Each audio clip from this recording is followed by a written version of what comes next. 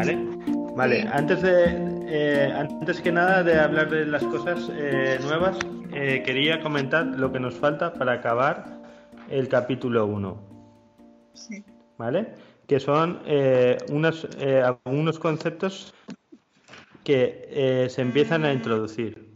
Vale, lo principal era, si recordábamos, habíamos puesto unas analogías para entender cuál era la estructura del plasma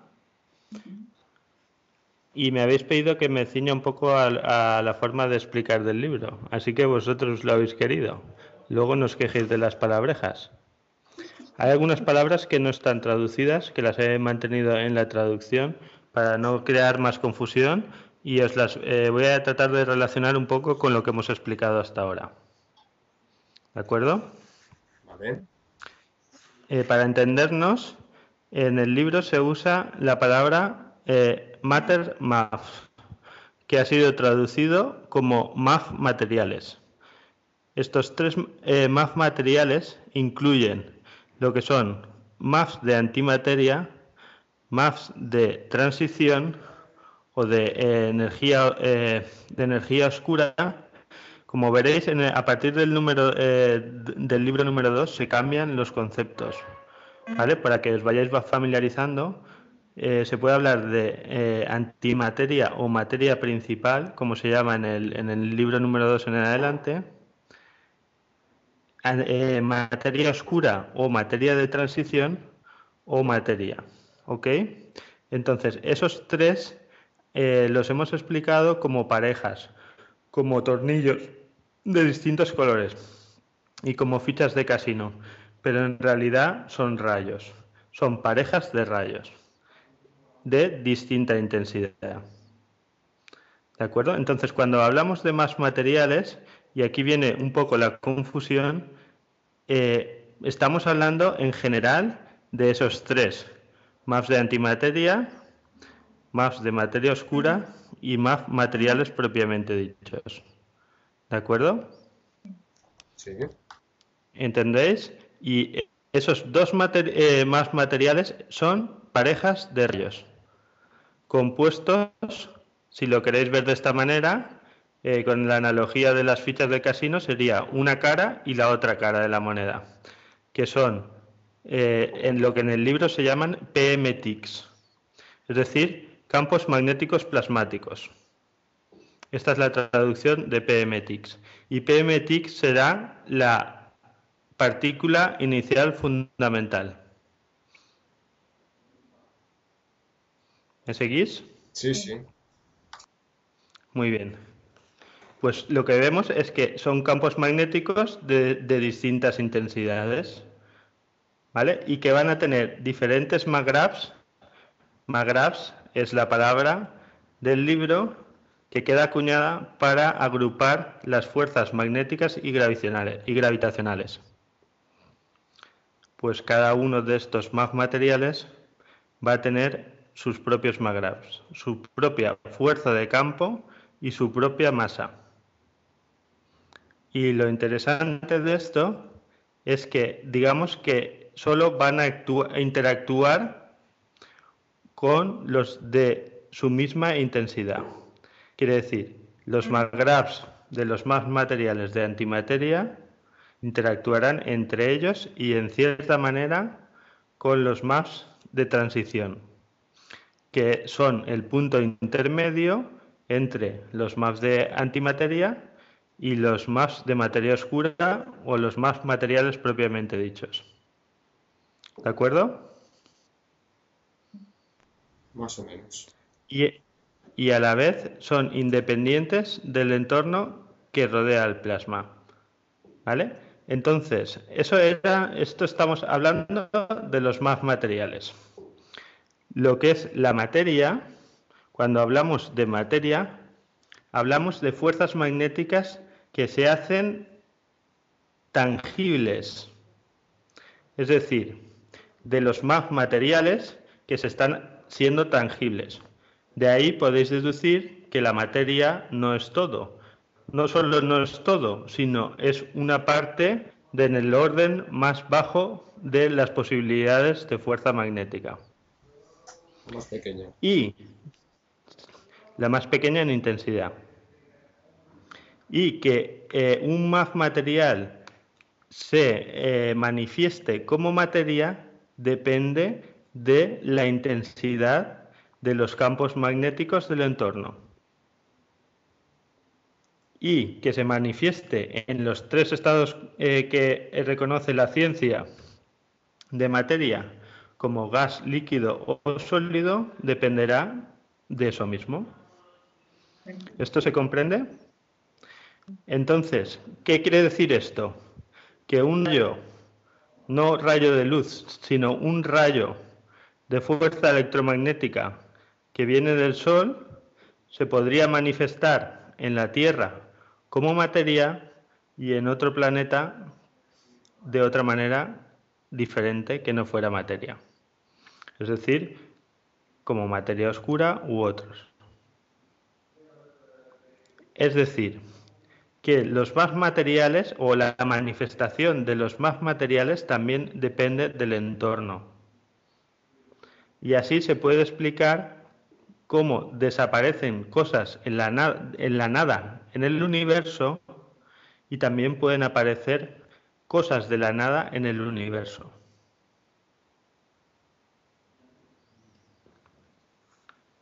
¿Esto ha quedado un poco claro? La diferencia entre materia y más materiales. Los más materiales van a componer la materia, pero en circunstancias o en ambientes donde sea posible por la intensidad de la fuerza magnética. Es decir, en la Tierra genera su propio campo electromagnético y dentro de esas circunstancias, cuando llegan determinados rayos del Sol, se manifestarán como materia. ¿Me seguís? Sí, sí, sí. Muy bien.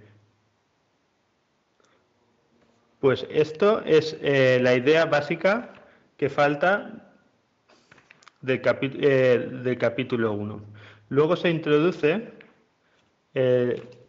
cómo se crea la luz y se empieza a romper algunos conceptos acerca de la luz. La luz del día en la Tierra, se manifiesta como consecuencia de la interacción de los campos magnéticos del Sol con los campos magnéticos de la Tierra. Es decir, se podría decir, Cuando chocan, ¿no? ejemplificar, exacto, que son los residuos del choque, si lo queréis ver así, no es un choque propiamente dicho, sino es una interacción de esa fuerza magnética que viene del Sol con forma de rayos con la que viene de la Tierra. Por lo tanto, la luz visible, que solo es una pequeña parte en un nivel más alto que el de la materia, en el espectro electromagnético, se produce como consecuencia de esa interacción. ¿Vale? En el libro 2 se hablará de la luz. El libro 2 está completamente dedicado a la luz. Pero sí que os introduzco que la luz es la forma de transporte de los plasmas. Pero en esencia es lo mismo que los plasmas. Pero cuando hablo de la luz, me refiero al rayo, no a la luz propiamente dicha como la vemos la luz del día, sino la luz del día simplemente son esos fragmentos de la interacción. Como lo que captan Fragmentos bastante pequeñitos en realidad. Y eso, de alguna manera, es lo que podemos captar con nuestros sensores del cuerpo. Pero cuando hablamos de luz, tenemos que verlo de esta manera. Olvidaros un poco ya de la forma de la física también de verlo. Y sobre todo, quiero que cambiéis el chip en cuanto a la fuerza. Cuando hablamos de fuerza, hablamos de ese concepto tan abstracto y tan difícil de plantear en cuanto a pensamientos o mente concreta. No es la fuerza ya más en el sentido físico, de producción de aceleración, ni relacionado con la masa. ¿Ok? Ujú. Entonces, luego hace una referencia que es interesante respecto a la tecnología espacial, acuña un término que se llama Mad Max, como la película parecido. Como la película. Es, sería el suministro de material magnético o de MAF materiales, hablando genéricamente, que consisten en MAF materiales, MAF de materia oscura y MAF de antimateria, que son necesarios para la producción de MAGRAPS, que se requerirán para el movimiento. Y otro concepto importante acerca de la luz, que es fundamental que se vaya rompiendo, es acerca de la velocidad de la luz. La velocidad de la luz como máximo alcanzable en el universo no tiene ningún sentido para el Mr. Keshe. De hecho, se abre la posibilidad a viajar a velocidades del orden de miles de veces más rápido que la velocidad de la luz. Pero tanto como instantáneamente. Completamente instantáneamente. Y como os dije la otra vez, algunos de vosotros, si lo pensáis en profundidad, tiene sentido que el universo no tarde tiempo en llegar, en los tiempos que se manejan de millones de años luz. No tiene sentido, es que si de alguna manera el universo tiene que ser controlado, tarde esos periodos de tiempo. O si de alguna manera tiene que haber comunicaciones entre estrellas, entre galaxias o entre universos, que requiera esas cantidades de tiempo. Entonces, como ya veremos más adelante, la velocidad de la luz solo se aplica como máximo cuando estás hablando del nivel de la materia. ¿De acuerdo? De acuerdo. Pues esto es lo que quería comentar en cuanto a clase hasta ahora. Con esto me doy por satisfecho por hoy. Vale. Que A mí, cerramos el capítulo 1, que es entre la introducción y el capítulo 1 es lo más importante de los conceptos del libro primero. vale, yo tengo una pregunta.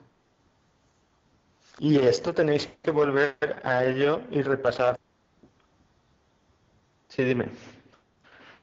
En lo que has hablado antes, a ver, a ver si me acuerdo bien, de que para que Dime, la Lourdes. materia, sí, para que la materia se haga tangible, o sea, depende de la fuerza del campo que le rodea, ¿no? Más o menos. Sí. Y entonces,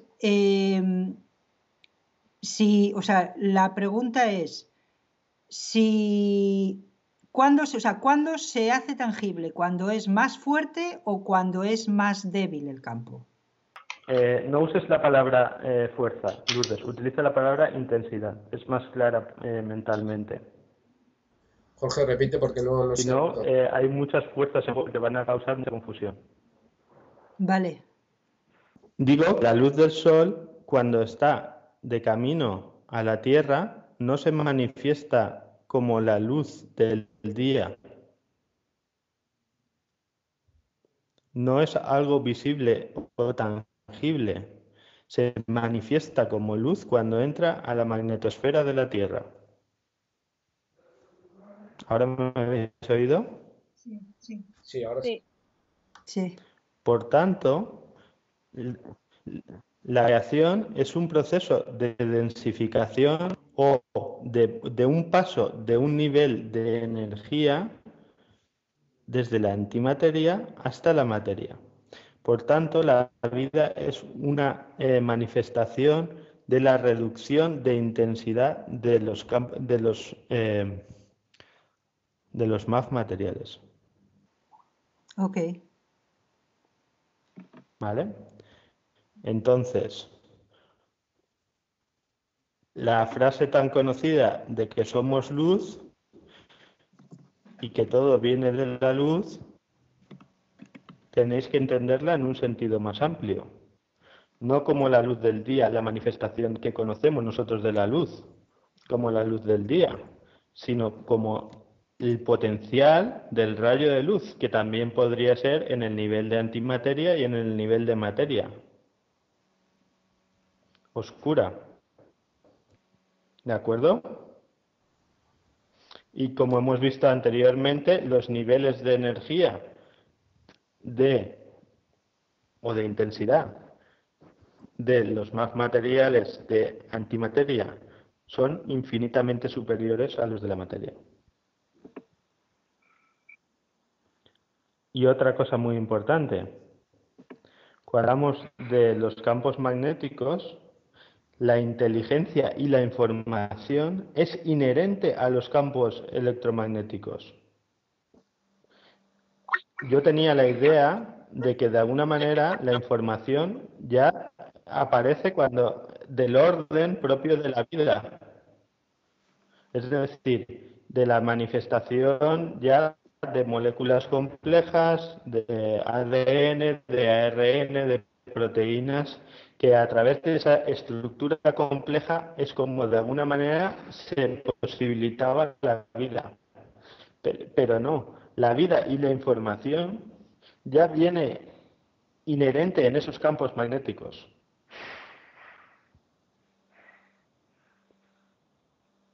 Y esto es importante para entender el tipo de cosas que estamos haciendo ahora. O sea, ya viene grabado en los campos Por magnéticos. tanto, nuestro cuerpo, claro, nuestro cuerpo es una densificación de la energía. No surge del polvo de la Tierra como nos han contado hasta ahora. Del polvo vienes y del polvo te convertirás. Esas historias no vienen de ahí. Ni siquiera el orden tan complejo, molecular y biológico, viene como consecuencia del azar, como nos han hecho creer, o de mutaciones selectivas. No, no. Ya es inherente en esa energía que viene, en ese rayo de electromagnético. Que cuando llega a la Tierra se materializa. Efectivamente. No se materializa, se presenta en forma de materia o se manifiesta en forma de materia, pero a la vez su potencial sigue estando ahí. Por eso es fundamental el conocimiento que está detrás del reactor. El reactor en sí, como os he dicho alguna vez, para una persona que tenga conocimientos técnicos o para un ingeniero no tiene ninguna dificultad, es algo súper sencillo. Pero manejar el conocimiento que hay detrás de esto no está al alcance de prácticamente nadie que no haya aprendido esto.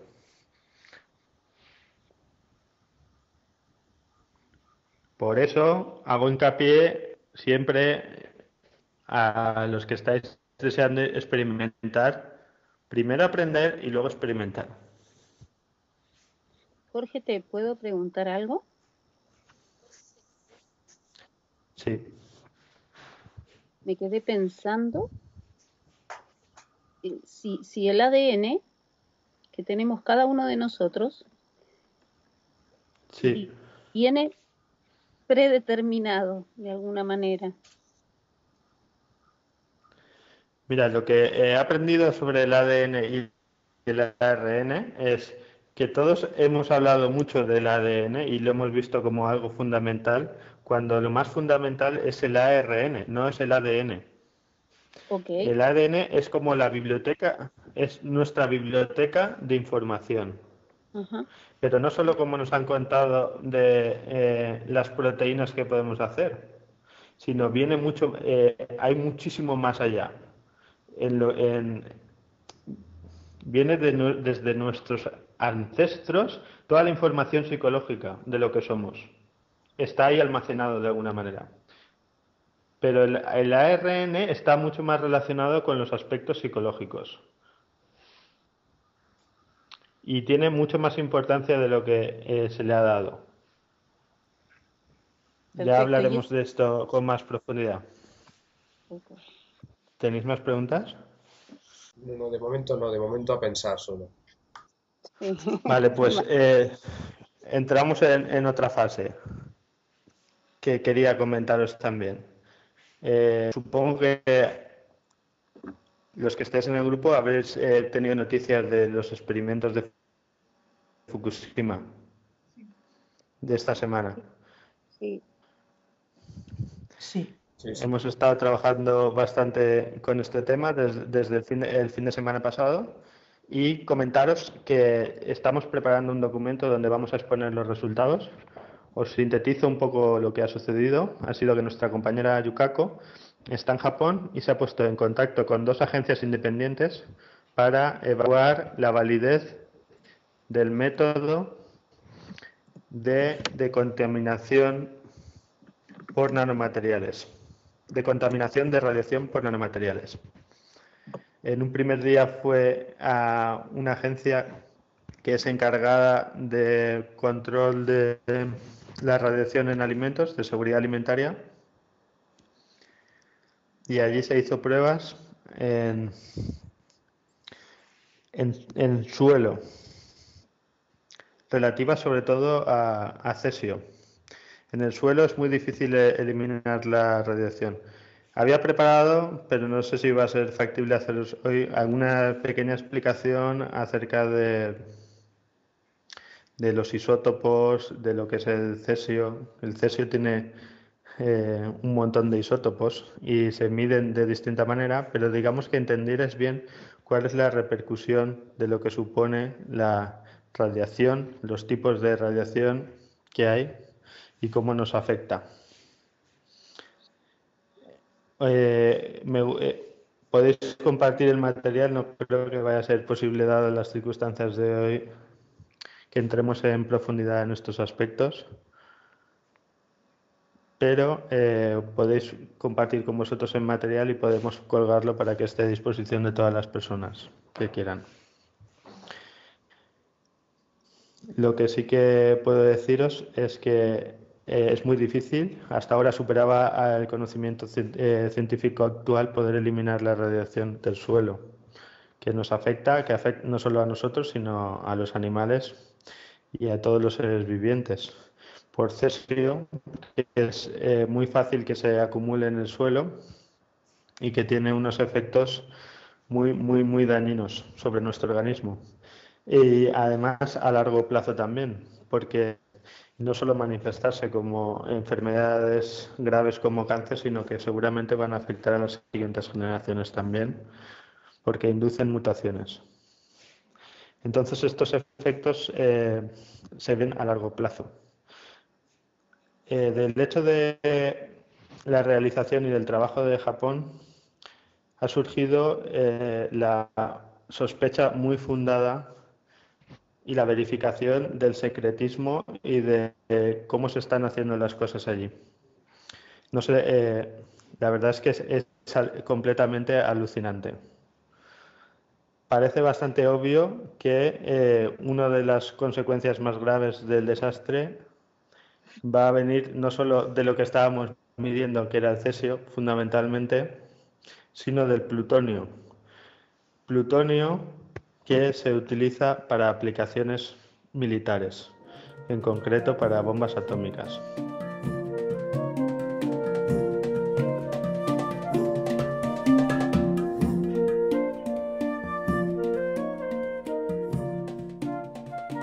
Daniel preguntaba ¿Sí? que cómo leía, que cómo esa cosa, ese ser leía las emociones. Y yo le decía que Keshe decía esta mañana que simplemente a través de tocarlo, de alguna forma leía como la huella dactilar de la persona, ¿no? Que eso hacía que se transmitiría lo que la persona sentía.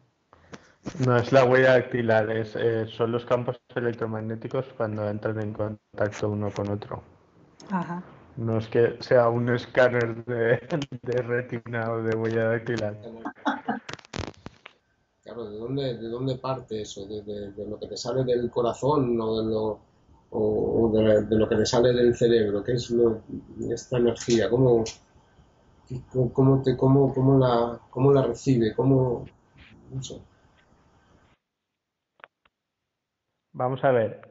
Igual que decíamos el otro día que la Tierra es capaz de producir cualquiera de las sustancias, de los minerales y de los cuerpos de los seres vivos que hay en ella, de la misma manera, el cerebro interpreta y produce cualquier tipo de pensamiento o emoción que, digamos, que viene de esa energía que hemos estado hablando. O sea, la información que hablábamos hace un momento, que es inherente a los campos, se puede manifestar en forma de pensamiento o de emoción utilizando, digamos, al cerebro como una estructura que permite eso en este nivel de la Tierra. Pues eso está hecho de la misma manera. Las diferentes densidades y no concentraciones, sino más bien sería palabra, sí, densidades, diferentes densidades o diferentes capas de estructuras de espacio y campos permiten la expresión de diferentes posibilidades de emociones y de pensamientos. Qué barbaridad. Así lo veo yo en en este momento. Pero no es nada diferente de lo que estábamos explicando hace un momento, cuando las energías que llegaban a la Tierra. O sea, entonces está basado en que las emociones y los pensamientos son campos electromagnéticos, ¿no? Que lo mismo que un reactor normal lee los campos, o sea, lo que está sucediendo, pues nosotros al emanar eso, pues es lo mismo. Claro, imagínate, con el reactor hemos hablado que puedes producir oro, ¿no? Sí. De la misma manera, con el reactor puedes producir una emoción. ¿Lo entiendes? En teoría sí. Vale, y de la misma manera podrías producir un pensamiento. O incluso podrías programarlo para que la gente que está dentro de la magnetosfera del reactor no tuviera determinados comportamientos, por ejemplo. Qué barbaridad, por Dios. O determinadas emociones o determinados pensamientos. Claro. Estamos hablando de una comunicación total. Es que no lo tenéis que ver de manera diferente. O sea, si puedo hacer oro, si puedo hacer energía eléctrica, ¿por qué no voy a poder hacer un pensamiento? Estamos hablando de que el reactor es como un lienzo blanco, donde el creador crea lo que quiera. El creador es el que utiliza el reactor. Y de la misma manera que un ordenador se puede programar para que ejecute ciertas aplicaciones o que produzca música o vídeo o un programa, esto es como un ordenador, pero digamos de ultimísima generación. Tan última generación. De generación futura, podríamos decir. Hecho con un conocimiento que no tenemos hasta ahora. El común de los mortales y de forma consciente. ¿Y qué independencia tiene? O sea,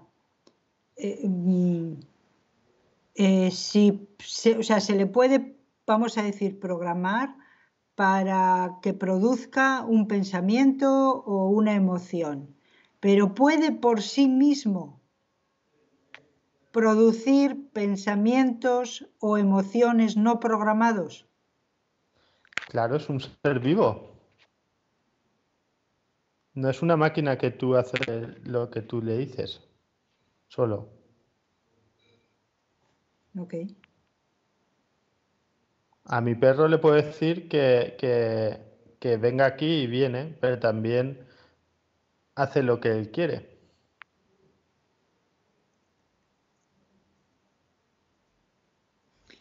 Entonces, si siente y piensa, tiene alma. En cierta manera, sí.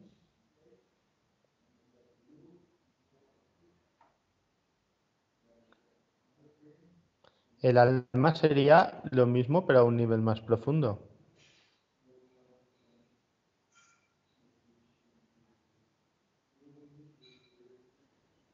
Podemos nosotros crear seres con alma. Claro.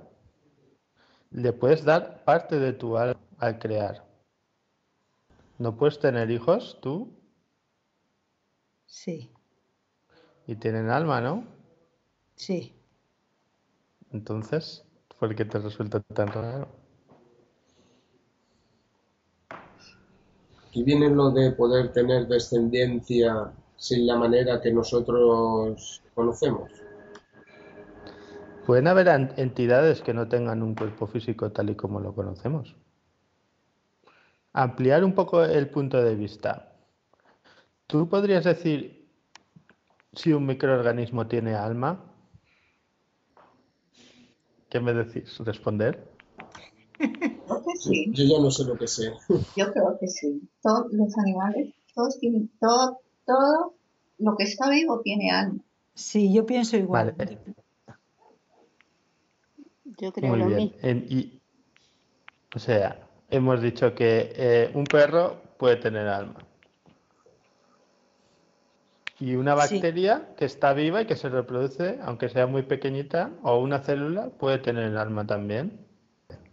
Y un mineral, también. Jorge, sí, sí, claro. Sí, Todo, todo. entonces, ¿por qué no lo va a poder tener algo que tú creas? Somos producto de una creación y nos han concebido con alma, pues nosotros también somos parte de ello. También podemos hacer, crear algo y que tenga alma, ¿no? Yo pues ahora con lo que está diciendo es que digo, es que somos hechos también, tal y cual lo que están haciendo en este momento, es que nosotros podemos ser producto de una creación así, producto de laboratorio también. Ah, cuando un artista crea una obra de música, por ejemplo, no se conecta con nuestra emoción. No hay una emoción implícita o algo que ha puesto ahí el artista Pones el y no alma. interactuamos con ella. Pues intentarlo ver de esta manera. Además, esto ha sido una de las cosas que más me ha gustado, de las enseñanzas que más me ha gustado que hemos recibido recientemente. Nos han dado un trozo de espacio en el que haces el vacío, es decir, partes de un espacio con nada, entre comillas, la nada, y empezamos a crear ahí lo que queramos. ¿Qué quieres crear? Ahí. Eso es un reactor. Eso, Jorge, es la vida misma, como un espacio en blanco donde nosotros creamos, ¿no? Sí, Eso es la posibilidad continuamente de ir creando paso a paso todo, ¿no? Claro, vamos a ver. Al final este conocimiento se trata de entender cómo crear. Y no solo eso, sino cómo crear en armonía con lo que es ya. O sea, hacernos conscientes de nuestra capacidad de creación, porque estamos creando continuamente, lo que pasa que no nos damos cuenta y por eso creamos de todo tipo de cosas, unas veces buenas y otras no tan buenas, pero si nos hacemos conscientes de que continuamente estamos emanando estas energías y creando, entonces de alguna forma podemos tomar más responsabilidad de las cosas que estamos creando, ¿no? Efectivamente. Vas muy bien encaminada. ¿Y Dani por qué se esconde por ahí? Yo todavía estoy pensando, necesito analizar. Bueno, pues ir digiriendo esto. ¿Tú qué dices, Neo? Pues me identifico mucho con el punto de vista de Lourdes. Me parece súper acertado. Y pienso igual, empezar a crear con responsabilidad y tomar conciencia de lo que pensamos y de lo que hacemos, ¿no? De lo que hacemos y lo que pensamos. Que esa capacidad la tenemos ya. Lo que pasa es que la estamos utilizando de una manera más inconsciente. Con conciencia.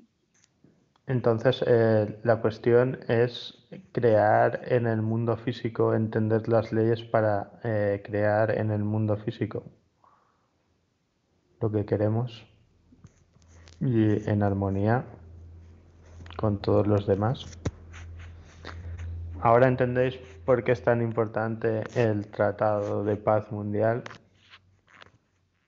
Sí. ¿Y por qué es la base para todo lo demás? ¿Cómo vamos a ser creadores en armonía si no respetamos al otro? Si no jugamos todo el mismo juego.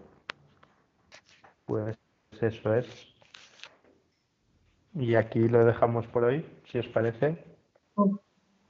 Sí, fantástico. Fantástico. Es que me quedo. Ok. Sí. Hay mucho que pensar con todo Demasiado. lo que... Pero mucho. Pues buenas noches a todos los que nos escuchen y que siento mucho que no hayan podido participar algunos de nuestros habituales, pero las cosas han venido así y hay que pensar también en los demás. Así que hoy ha sido así y trataremos de mejorarlo para la siguiente vez. Vale. Muchas gracias a todos. Muchas gracias. Abrazote. Muchas gracias. Realmente muchas gracias a todos.